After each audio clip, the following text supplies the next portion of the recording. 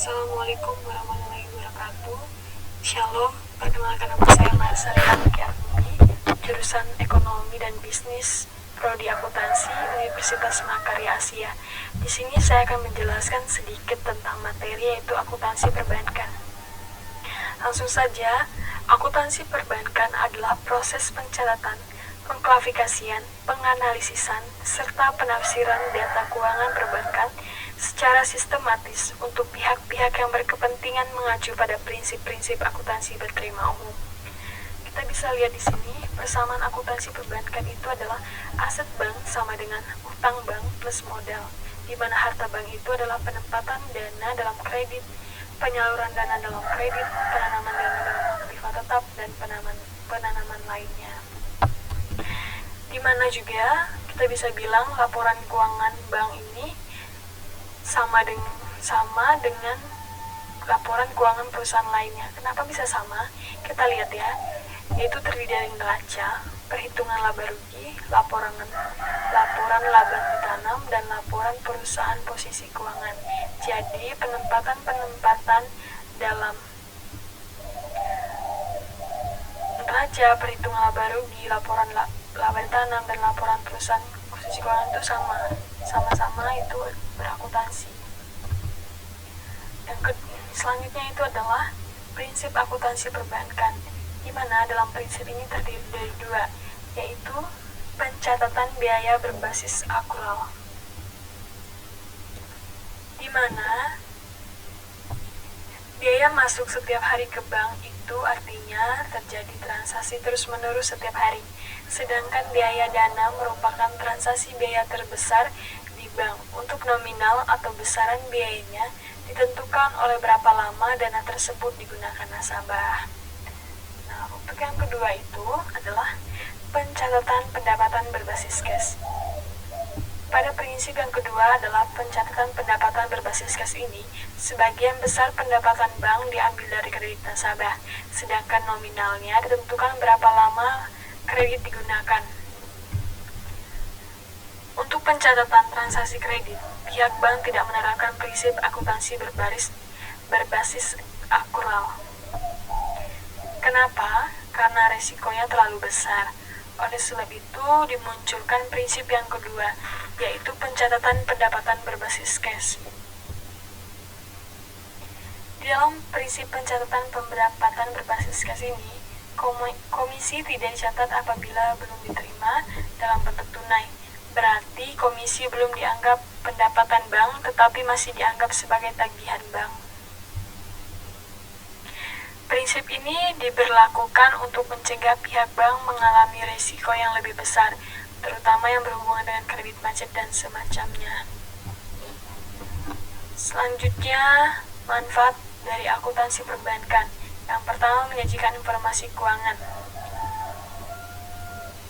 Karena adanya pencatatan, apalagi analisis, tentu ada data yang bisa dilaporkan. Nah, data-data keuangan inilah yang biasa dijadikan informasi perbankan. Yang kedua, sebagai data untuk membuat keputusan. Untuk mendapatkan data yang akan dijadikan sebagai sarana untuk membuat keputusan atau kebijakan. Oleh karena itu, data-data itulah kondisi dana dan pendapatan bank bisa terbaca dengan jelas dan detail. Tidak hanya itu, kegiatan analisis maupun pembuatan laporan juga membuat data-data keuangan semakin lengkap. Wajar jika keputusan didasarkan pada informasi tersebut. Yang ketiga, sebagai alat pengendalian keuangan. Jika ada pencatatan transaksi keuangan, tentu akan kelihatan seberapa kuat finansial yang dimiliki bank. Jika terjadi finansial memburuk, tentu ada tindakan pengendalian keuangan agar pemburukan tidak terlalu lama, paling tidak untuk mencegah bank mengalami likuidasi atau palit atau bangkrut. Selanjutnya nomor 4, yaitu mempermudah proses evaluasi moneter. Dampaknya dari itu adalah kebijakan bisa dikeluarkan dengan cepat jika kondisi moneter memburuk. Indonesia pernah mengalami sejarah di tahun 1998 yang mana negeri ini dilanda krisis moneter yang cukup parah. Nah, karena di sana juga ada dengan kita mempermudah proses evaluasi moneter ini, akan lebih mudah karena di sana juga ada analisis keuangan sekaligus laporan dari hasil analisis tersebut. Proses evaluasi moneter sendiri sangat penting untuk dilakukan, apalagi bank adalah lembaga yang menjadi rujukan pemerintah untuk mengatur kondisi moneter nasional terkini. Selanjutnya adalah menyediakan titik tumpu alokasi keuangan. Dengan adanya akuntansi keuangan, tentunya segala transaksi dana dan biaya bank akan tercatat. Dari situlah akan terlihat celah yang bisa dijadikan dasar kebijakan terkait dengan alokasi keuangan. Nah, yang keenam itu adalah mencegah bank dari pailit. Manfaat akuntansi perbankan yang terakhir adalah mencegah bank dari pailit, karena kondisi keuangan sudah diketahui di awal hingga langkah kebijakan bisa diambil dengan cepat sebelum kolaps. Oke, selanjutnya undang-undang yang berlaku di perbankan. Di sini ada salah satu undang-undang nomor 10 tahun 1998 tentang perbankan.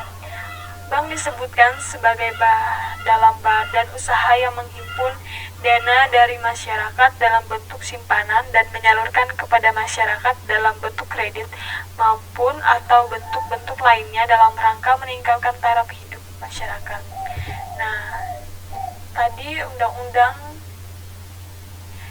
yang berlaku di perbankan sekarang adalah peraturan Bank Indonesia yang di dalam perbankan. Di sini ada 8 peraturan yang saya ambil. Mungkin teman-teman bisa membacanya, itu banyak sekali teman-teman, dari nomor 15, strip 14, strip 12, strip 7, itu dimana tentang usaha syariah, tentang kewajiban penyediaan modal minimum bank, tentang giro wajib minimum bank, dan sebagainya. Nah, sistem akuntansi perbankan itu juga ada memiliki siklus ya teman-teman. Yang pertama itu sistem sebagai sistem akuntansi manajemen, yang kedua sebagai sistem costing, dan yang ketiga sebagai sistem pengawasan, dan keempat sebagai sistem laporan kepada pengusaha moneter. Mungkin itu yang bisa saya sampaikan, kurang lebih dan ada tutur kata yang kurang berkenan, saya mohon maaf. Shalom, terima kasih.